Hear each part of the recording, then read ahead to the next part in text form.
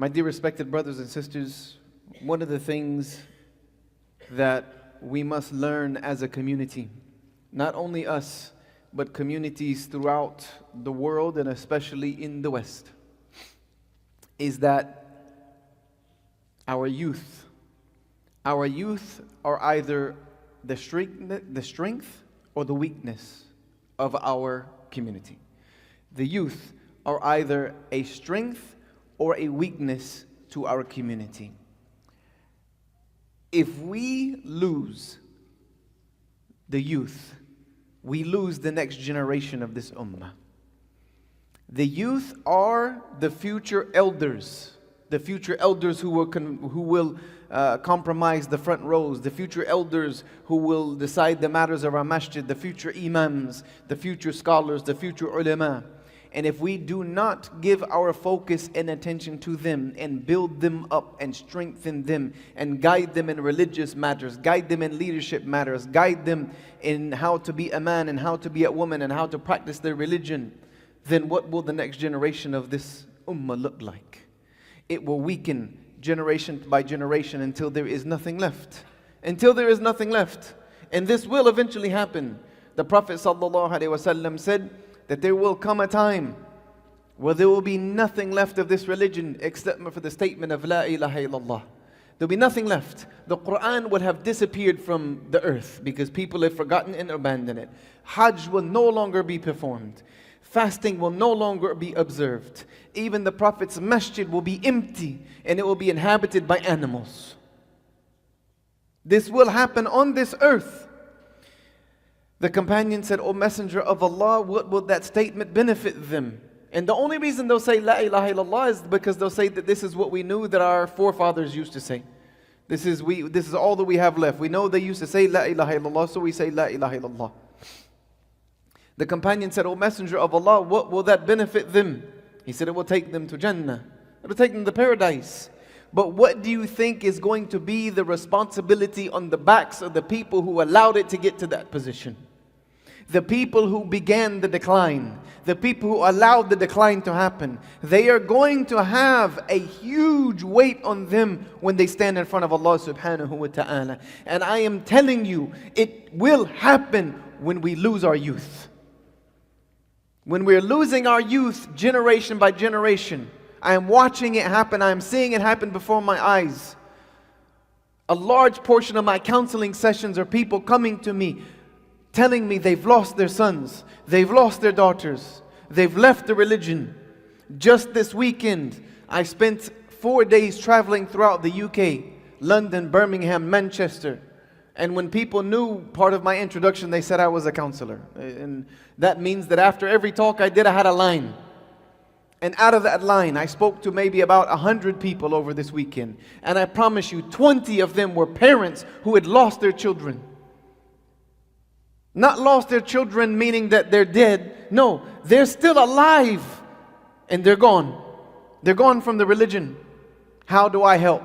And normally I tell them at that point, when your child is 20, 25 years old and has left the religion, there is very little that you can do at that point. They're an adult. They've made their decision.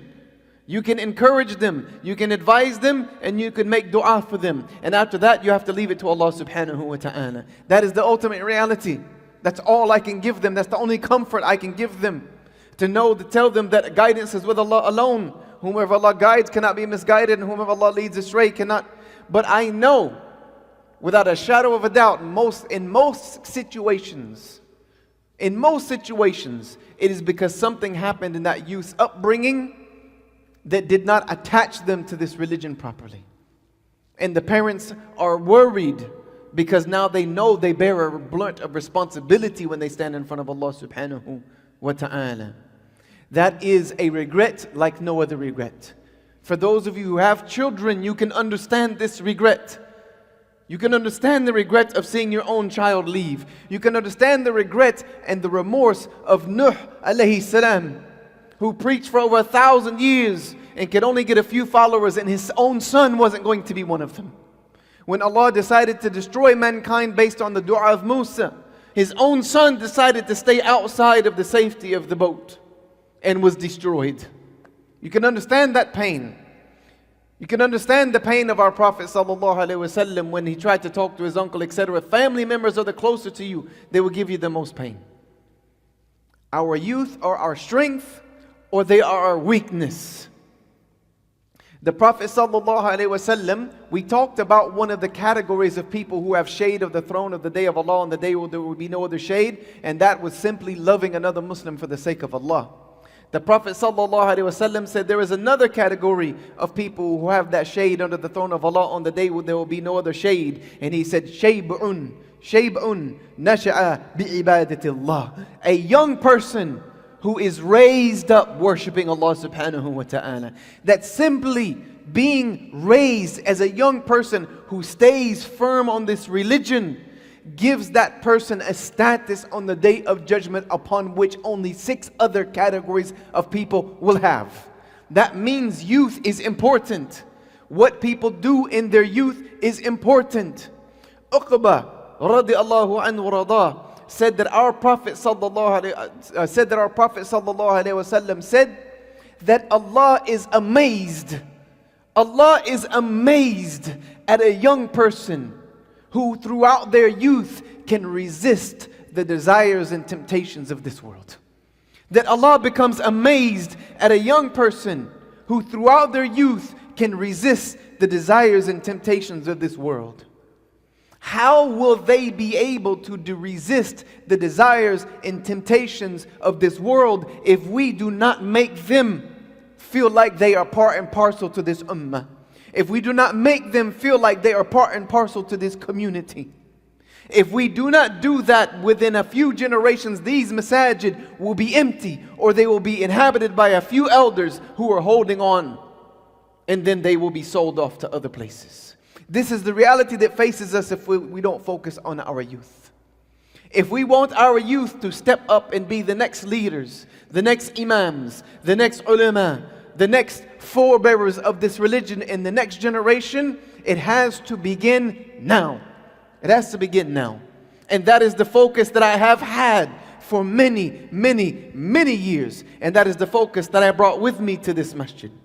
And that is the focus that this masjid has, is to put our youth and give them understanding that they are as important to this community as everyone else. They are as important, if not maybe more important, because all of us are heading to our graves very quickly. They are the strength. If they take up the banner of Islam, if they take this religion firmly, I promise you they can do the things that we were not able to do. They are growing up in a generation where they are more well equipped than the generation we grew up with. They have the internet, they have social media, they have knowledge, they've been given so many more advantages. If they were to use those advantages for the right reason and attach them to their belief in Allah subhanahu wa ta'ala, their belief in the Prophet sallallahu alaihi wasallam, and their love for their deen, and we were to teach them the love of the masjid, then these places would run like well-oiled machines. That is our goal here at Masjid Salah ad-Din, insha'Allah ta'ala. أقول قولي هذا واستغفر لي ولكم فاستغفروا غفور رحيم.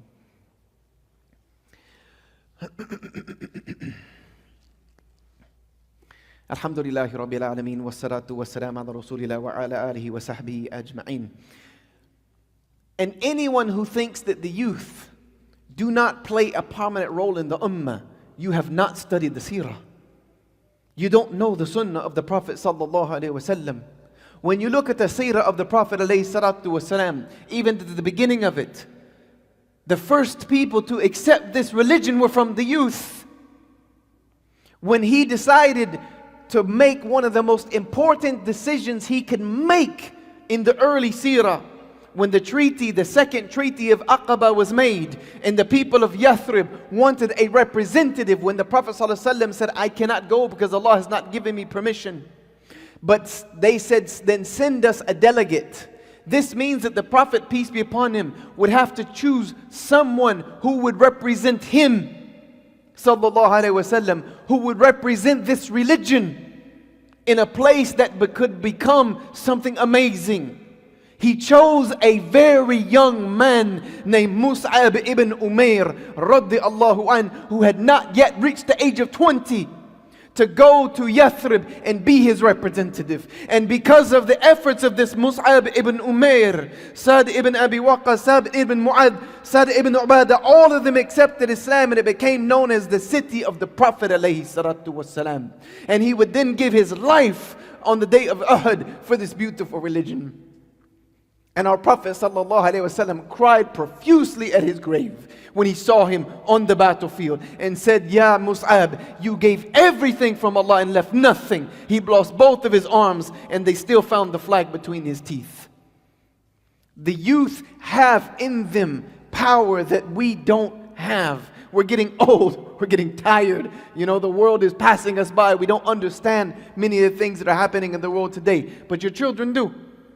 These youth do. They were born and raised here.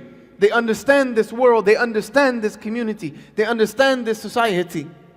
It is past time we start giving them responsibilities and start putting them in the positions that they should be, because they do have to take our place. And if we don't prepare them for that, then how are they going to be successful? You cannot be successful at something you weren't prepared for.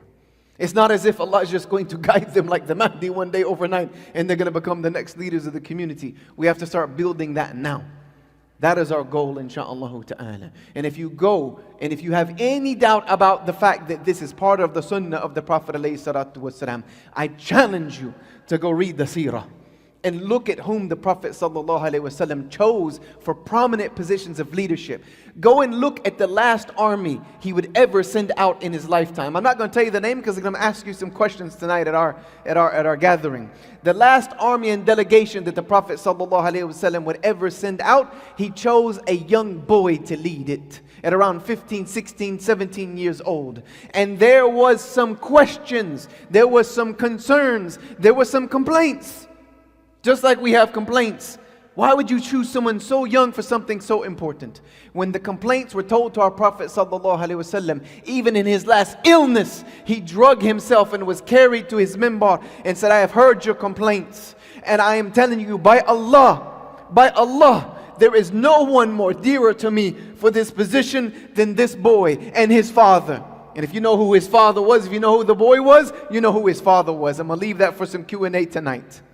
Our Prophet ﷺ understood this. And that army went out and was successful in its mission. And it was a grand mission after the death of the Prophet ﷺ. They even wanted to cancel this mission. And Abu Bakr said, no, I will not stop something which the Prophet ﷺ sent out. And they tried to get him to replace the leader. And he said, I will not replace someone whom the Prophet ﷺ himself chose. The power of youth needs to be understood. If we harness it, if we as a community harness the power of our youth, we can become one of the most amazing communities that this country has ever seen. If we harness that power. If we falter at it, then it will be a community of old men who will eventually die, and then it will be uninhabited. Or we'll have to keep immigrating more old men and old women to fill up these rows. That is not what we want. We want a community of people who understand the world that they live in. One of the qualifications, I believe, and I have heard this from many of my teachers, that one of the qualifications for leadership in a community of Muslims is that they understand the world that they are living in. They understand the society. They understand the world that is around them. I'm not talking about the world at large, but they understand the world in which they live in. That is what our youth understand. And if we nurture them, especially the ones who show interest, and I've sat down with our youth, there's plenty of them that show interest, I will not squander that interest. I will not be the person who watches that interest get squandered away or put out, or that light extinguished, because I've seen it happen too many times and I know the repercussions of it, and we will suffer for it. That light will be encouraged. That light will be fueled. That light will be pushed forward, so that the next generation looks better than the generation sitting here right now. Because if we don't leave the world better than we found it, then we've accomplished nothing. Nothing. We've just existed. The next generation of this ummah should look better than the one that is here now. And it cannot if we don't have the youth. There is a masjid in Turkey The name of it literally just went in my mind. I literally haven't slept and I came back with a flu from the UK. There's a masjid in Turkey, I've been to it. You might know the name.